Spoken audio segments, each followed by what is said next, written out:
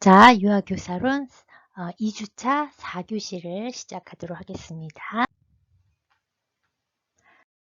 4교시는 이제 책을 하나 읽어줄까 해요. 우리가 교재를 통해서 어떤 지식을 얻는 것도 중요하지만 많은 이제 책을 통해서 한번 생각을 해보는 시간도 필요할 것 같아요. 그래서 보통은 이게 이제 과제로 수업 중에 읽어보시고 어떤 독후감 뭐 이런 것처럼 어떤 본인들이 책을 읽은 이후에 피드백을 과제로 제출하세요 라고 하는데, 오히려 지금은 도서관을 갈 수도 없고 책을 빌리거나 이제 이런 여의치 않은 상황이다 보니까 그냥 하루에 뭐 한 두세 챕터씩 내가 여러분들한테 읽어주려고 해요. 그래서 읽어주면 그거를 이제 듣고, 또 여기에서 여러분들마다 또 교사로서 뭔가 다가오는 문장이라던가 이제 이런 부분들이 좀 다를 것 같아요. 그래서 한번 몇 챕터 정도를 읽어보도록 하겠습니다. 아마 한 4주 정도에 걸쳐서 이걸 조금씩 나누어서 여러분들한테 읽어주려고 해요. 그래서 어떤 책이냐면 공동체에서 나온 교사다움이라는 책입니다. 이거는 영유아 교사를 위한 지침서라고 되어 있는데, 현장 경험이 있는 교사가 본인이 과연 교사라는 것이 무엇일까, 교사다움이라는 것이 무엇일까에 대해서 좀 생각해 보고 우리 교사들과 한번 이제 생각을 나눠보고자 저술한 책입니다.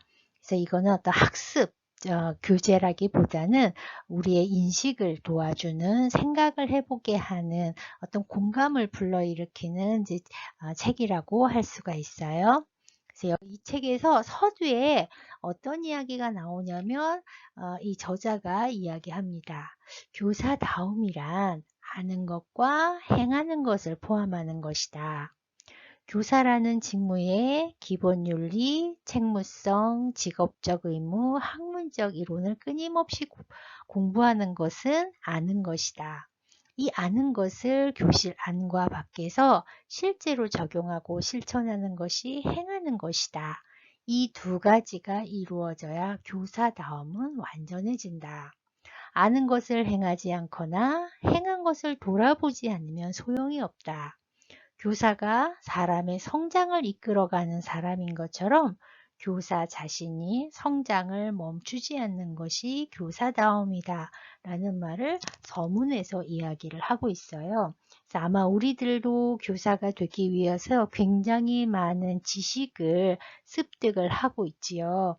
그러나 그 아는 것, 뭔가 지식과 기술을 알아내는 것만이 유능한 교사가 되는 것은 아니고, 이것을 되돌아보고 실천해 나가는 과정, 이 과정이 같이 결합이 되었을 때 실제 교사다라는 이제 이야기를 하고 있죠. 왜냐하면 우리 교사는, 특히 유아교사는 어린이의 어떤 성장을 이끌어 나가는 사람이라는 측면에서 굉장히 이 사회에서 정말 중요한 책무를 가지고 있는 사람들이죠. 그렇기 때문에 나 자신도 역시 성장을 멈추면 안 되기 때문에 그것에 대해서 항상 되돌아보고 성찰하는 것이 교사다움이다 라고 이야기를 하고 있습니다. 그래서 먼저 첫 번째 꼭지 한번 나를 돌아보자.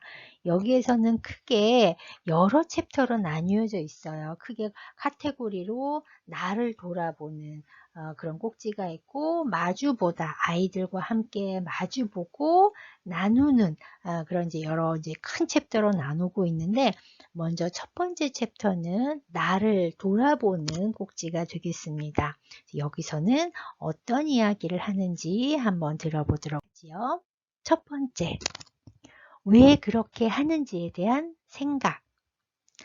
아이들의 교사로 살아가는 일에 가치를 찾아야 한다. 무엇을 어떻게 하는지에 대한 지식이 아니라 그 일을 왜 하는지에 대한 탐구를 품어야 한다. 누리과정, 표준교육과정, 상업적인 프로그램에서 무엇을 어떻게 하라고 열심히 가르쳐 준다. 또 각종 프로그램 공모전에 도전하기 위해서 무엇을 어떻게 할지를 열심히 개발한다. 넘쳐난다. 끊임없이 개발하고 새로운 프로그램이 생산되는 것을 보면 대단하다. 그런데 왜 그것을 그렇게 해야 하는지에 대한 고민은 적다. 즉, 우리들 주변에는 정말 많은 프로그램, 지식과 기술에 대한 것들이 끊임없이 개발되고 있고 그것을 우리들로 하여금 알라고 교육되고 있죠. 그런데 그것을 왜 그렇게 해야 하는지에 대한 생각을 되돌아볼 수 있는 시간은 참 적은 것 같아요. 그것에 대해서 한번 생각해 보라라는 챕터인 것 같은데요.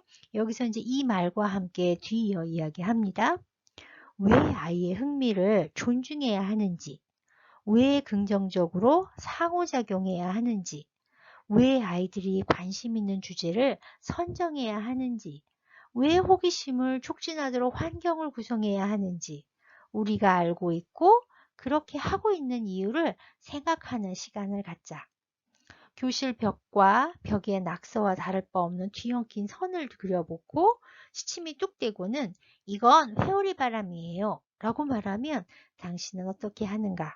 일단은 아 그래 회오리 바람이 불고 있구나 라고 대답한다. 교사는 그래야 한다는 것을 알고 그렇게 한다. 그러나 왜 그렇게 해야 하는가? 아이의 낙서를 회오리 바람으로 바라봐 주어야 하는 이유를 생각해 보자. 왜 그렇게 말해 주어야 하는지를 아는 것이 교사됨의 가치를 배우는 것이다. 바로 그것이 당신의 교육 철학이다. 즉, 여러분들의 교육 철학이 나는 내가 가지고 있는 교육 철학이 무엇인지를 되돌아보아야 할 때라는 거죠. 지금은 4학년이잖아요. 졸업을 앞두고 있는 입장에서 지금까지 굉장히 다양한 지식을 배웠을 거예요. 아이들에게 어떻게 대해야 하고 아이들의 흥미라는 부분들은 굉장히 중요하다라고 이야기를 많이 배웠을 텐데 왜 그렇게 해야 하는지에 대해서 우리가 한번 되돌아봐야 하지 않을까라는 생각이 듭니다. 그래서 여러분들은 아마 교육 철학이라는 미명하에 뭐 루소라든가 로크라든가 뭐 몬테소리라든가 뭐 굉장히 다양한 교육자들의 이야기들도 들었을 거예요. 그 사람들은 아동을 어떻게 돌아보고 있고 그래서 교수 학습 방법을 어떻게 취해야 한다, 교육 환경은 어떻게 해야 한다라는 것에 있어서 조금씩 차이점을 가지고 있을 텐데 그들이 이야기하는 것을 보통 교육 철학이라고 하거든요.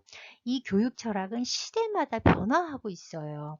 즉, 그 시대마다 아동을 바라보는 시각이 다르다 보니까 어떻게 대해야 하는지, 그 교사는 어떤 됨됨이를 가져야 하는지조차도 끊임없이 변화하고 있습니다. 그 변화하는 것이 위에서 그냥 내려오는 것이 아니라 누가 주입하는 것이 아니라 교육 현장에 있는 교사들 스스로가 변화하고 있는 것이거든요. 그래서 교사들에 따라서 그 변화가 결국은 시대의 변화, 교육의 변화를 이끌고 있다라는 거죠. 그래서 여러분들도 이제 현장으로 나아가서 교사가 되고 여러분들이 어떤 교육 철학을 갖느냐에 따라서 앞으로의 교육 현장은 변화할 거라고 생각이 듭니다. 그래서 여러분들은 하나의 지식을 알아가는 것도 중요하지만 나는 유아교사로서 이 행동을 왜 해야 하는지 지금 어떤 교육 계획을 하고 있다면 그것을 왜 하고 있는지에 대해서 한번 되돌아봐야 되지 않을까라는 생각이 듭니다. 자, 두 번째 꼭지에서는 제목이 교사의 타고난 본성이라고 이야기를 하고 있는데요. 숲에서 하루 일과를 지내는 어린이집을 견학한 적이 있었다. 숲에서 하루를 시작하고 숲에서 하루를 마치는 일과도 특별했지만 그날의 교사가 매우 인상적이었다. 많은 견학자가 있었음에도 불구하고 교사는 매우 덤덤했다. 우리가 보통 만나는 교사들처럼 호들갑스럽게 아이를 맞이하지도 않았고 온몸으로 반기는 리액션도 없었다. 아이들 생각을 알고 싶어서 꼬치꼬치 깨묻는 일도 없었다. 그러나 아이들과 교사 사이에서는 조용하고 차분하게 상호작용이 일어났다. 우리는 교사들은 상호작용이 굉장하게 활발하고 역동적으로 아이들과 움직이는 것이라고 생각한다. 이렇게 아마 여러분들도 생각을 하고 있을 거예요. 그래서 말수가 적거나 차분한 사람은 영유아 교사가 잘 안 맞는다고 생각하는 것 같다. 그러나 아이들은 활발한 아이가 있고 내성적인 아이가 있는데 교사는 활발한 사람만 있어서야 되겠는가? 교사 됨은 성격 유형과는 크게 상관없다.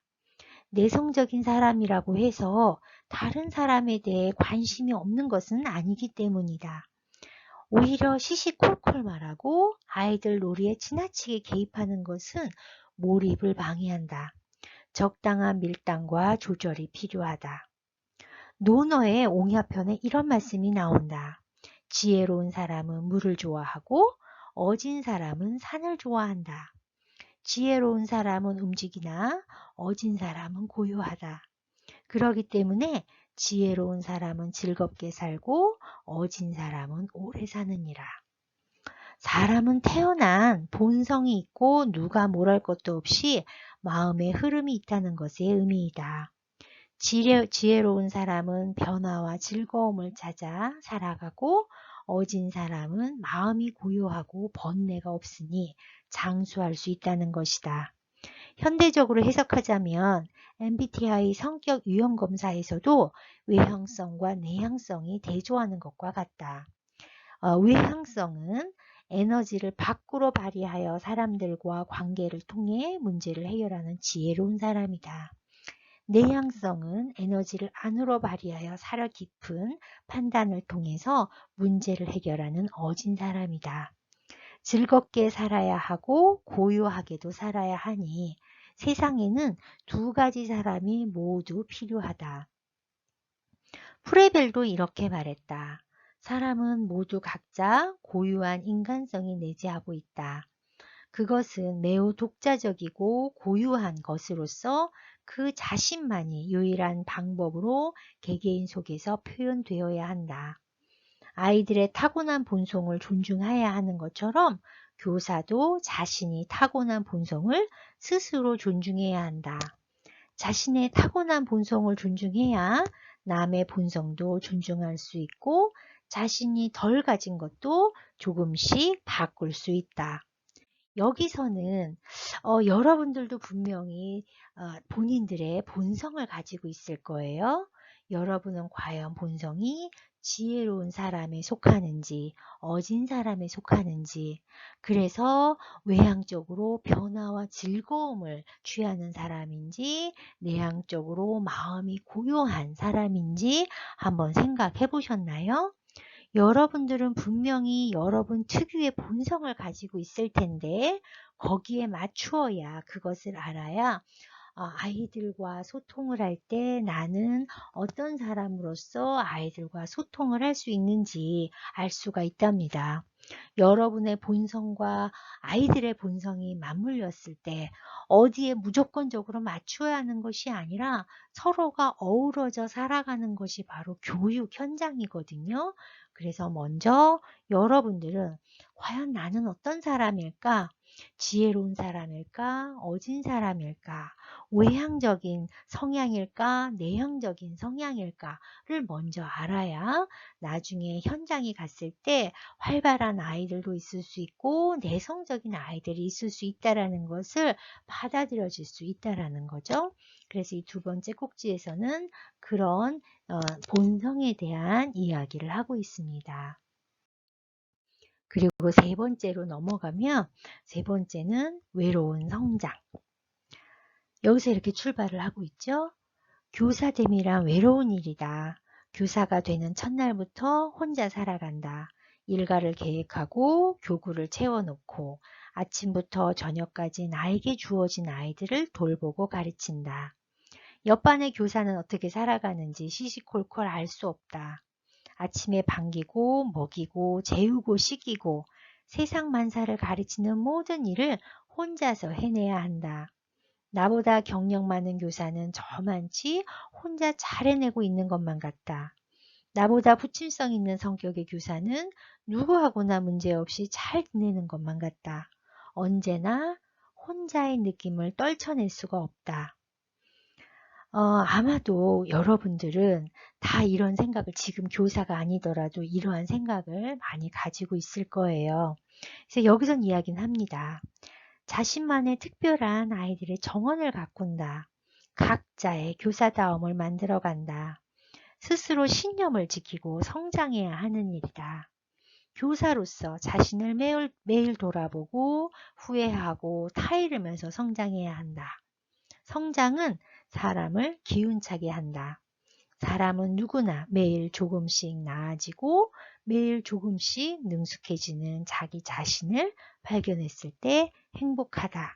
그래서 아마 여러분들은 그러한 어떤 갈급함, 부족함을 느끼고 있다라는 것, 그 자체가 여러분은 지금 성장하고 있다라는 거죠.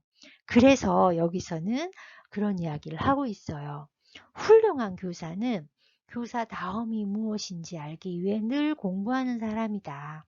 더 나은 교사다움으로 성장하기 위해서 자신을 들여다보고 조금씩 성장하는 기쁨을 아는 사람이다.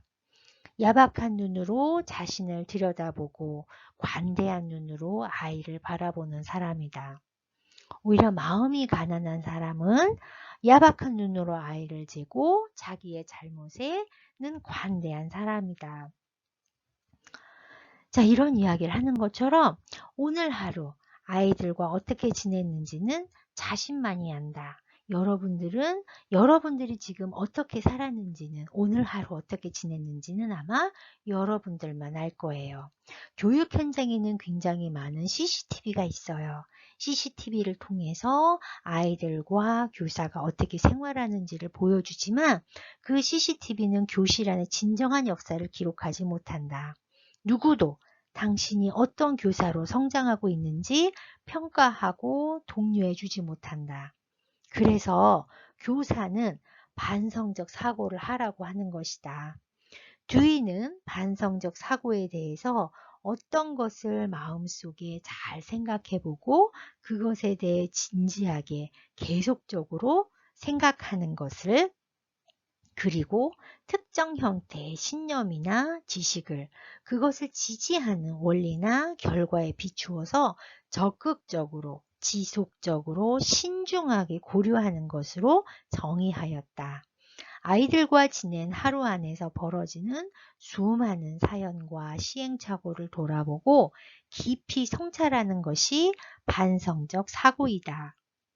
오늘 하루는 성공적이었다. 오른 하루는 별로였어.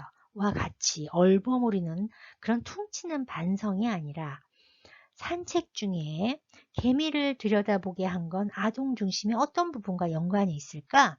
아이들과 나눈 어떤 대화가 흥미를 발현시켰을까? 어떤 계기로 아이들의 놀이가 확정되었지?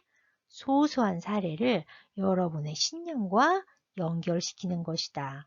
그렇게 자기를 들여다보고 반성하면서 조금씩 성장한다. 소크라테스는 인생에서 가장 소중히 여겨야 할 것은 단지 사는 것이 아니라 훌륭하게 사는 것이며, 훌륭하게 살기 위해서는 알아야 하고 반성해야 한다고 말했다. 모르는 것도 죄고 반성하지 않는 것도 죄가 된다. 너 자신을 알라라고 말한 것이 그런 의미이다. 교사로 살아가는 당신에게는 필요한 책임이다. 여러분들도 아마 교사로서 살아가는 입장에서 굉장히 중요한 의미가 아닐까 싶어요. 여러분들도 항상 아마 교육을 받다 보면 반성적 사고를 하십시오라는 말을 많이 들을 거예요. 그래서 일지를 쓰게 하기도 하고 하는데, 그 일지란 반성적 저널을 쓰라라고 이야기를 하는 것이거든요.